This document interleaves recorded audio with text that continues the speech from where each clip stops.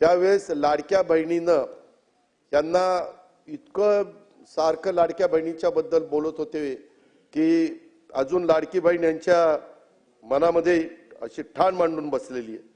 आता ती लाडकी बहीण आमची आहे, त्याच्यामुळे तुम्ही दोडके झाला आणि तिकडे बसला. त्यामध्ये समोरच्या बाकावरून कठोर उपाययोजना करा, लोकांना खुश करण्यासाठी आश्वासन देऊ नका. अध्यक्ष महोदय, आम्ही बघितलं ते गांडूळ असतं ना, गांडूळ ते इकडनं चालतं का तिकडनं चालतं कळतच नाही, ते दोन्ही बाजूनी चालतं असं सगळ्यांना वाटत असतं. तसं काही जण सन्माननीय सदस्य दोन्ही बाजूनी बोलतात. अध्यक्ष महोदय, लाडक्या बहिणींच्या विषयी आम्हाला जी आपुलकी आहे, आदर आहे, याची आम्हाला जशी जाणीव आहे तशी आमच्या लाडक्या बहिणींना पण जाणीव आहे. अध्यक्ष महोदय, काहींनी एका गोष्टीची समज झालं पाहिजे, विशेषतः आमचे पटोले साहेब यांनी, आईनंतर जर सर्वात कोणी त्याग करत असेल तर ती बहीण असते. हे तर खरं.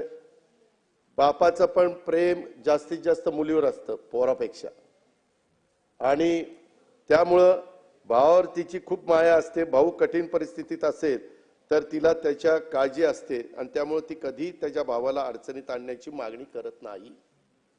आता एकंदरीत आम्ही जे बजेटमध्ये सांगितलेलं आहे, काय झालं?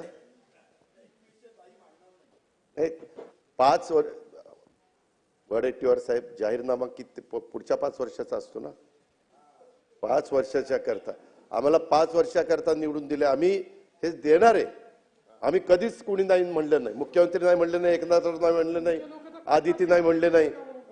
तुम्ही तर कोर्टात गेला होता, काहीतरी म्हणले ते बंद करा. काही जण म्हणले चुनावी जुमला आहे. चुनावी जुमला असताना काल होळीला 3000 रुपये दिले, ही गोष्ट लक्षात ठेवा. आणि मी सभागृहाला एक गोष्ट सांगू इच्छितो की एकंदरीत ही योजना आणत असताना अध्यक्ष महोदय 2 GR आहेत. पहिला GR निघाला होता, नंतर आम्ही ते 60चं 65 केलं आणि दुसरा GR काढला. त्या संदर्भामध्ये हे सरकार गरीब घटकाच्या करता आहे. अध्यक्ष महोदय, जी खुरपणीला जाणारी माझी महिला आहे, जी झाडू पोतना करणारी आहे, जी धुणं भांडी करणारी आहे, जी झोपडपट्टीमध्ये राहणारी आहे, जी दिवसभर काही भाजीपाला विकत घेऊन विकते आणि नंतर तिचं कुटुंब चालतं किंवा चूल पेटते, अशांच्या करता ही योजना आहे. त्या संदर्भामध्ये आमच्या घाई गडबडीत काही भगिनी ज्यांची आर्थिक परिस्थिती चांगली आहे, अशा काही लिस्ट मध्ये आल्यात. आम्ही त्यांना विनंती केलेली, मागे पंतप्रधानांनी पण ज्यांची परिस्थिती चांगली आहे त्यांनी उजाला गॅसचा फायदा घेऊ नये अशा पद्धतीने केलं. लाखो लोकांनी गॅस म्हणजे त्याचा फायदा घेतला नाही. अध्यक्ष महोदय, त्या प्रकारे कधी काही ठिकाणी थोडंसं झालेलं आहे. त्यामध्ये दिलेले पैसे कुणालाही परत घ्यायचे नाहीत. आम्ही कुठल्याही महिलेचे पैसे, भगिनीचे पैसे परत घेणार नाही. ही योजना चालू ठेवणार आहे. या योजनेला जो निधी लागणार आहे तो त्या ठिकाणी देणार आहे. परंतु ही योजना गरीब घटकातल्या महिलांच्या करता आहे. हे पण मी या उत्तराच्या निमित्तानं सभागृहाच्या मार्फत सर्वांना त्या ठिकाणी सांगू इच्छितो. कधी योजना येते, परंतु त्याच्यामध्ये काही गोष्ट लक्षात आल्यानंतर काही आपण दुरुस्ती करतो. आम्ही दुरुस्त करणार आहे, त्याच्यामध्ये बंद करणार नाही. त्याच्यात कुठेही गरीब महिलांच्यावर अन्याय करणार नाही.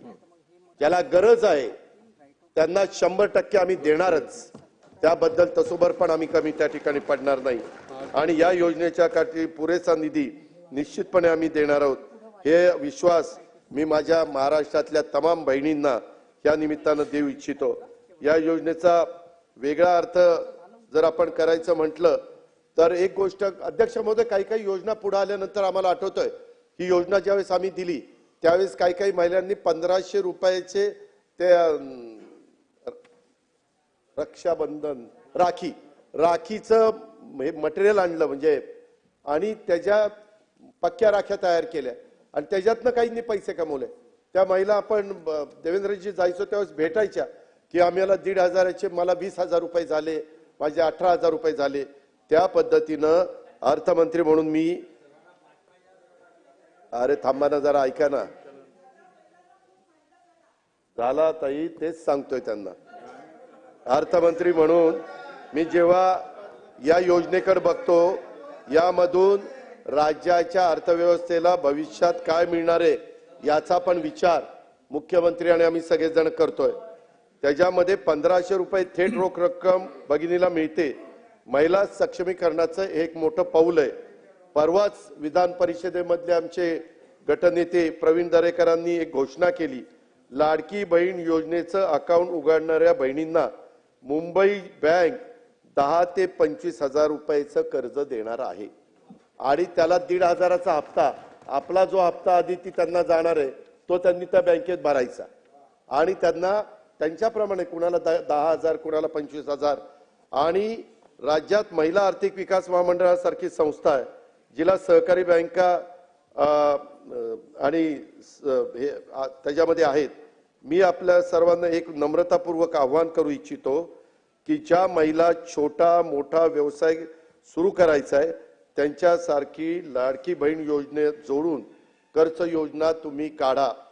म्हणजे ही योजना केवळ मदतीची राहणार नाही, त्यामधून महिलांचं सक्षमीकरण करण्याच्या बाबतीत आणखी एक पाऊल त्या ठिकाणी पुढे टाकलं जाईल. आणि माझ्या माहितीप्रमाणे नागपूरला, विदर्भात तशा पद्धतीनं नागपूरलाच केलं गेलेलं आहे.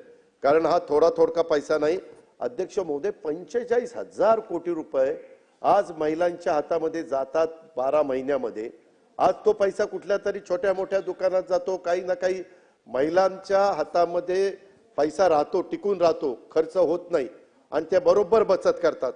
कारण हा थोडका पैसा नाहीये.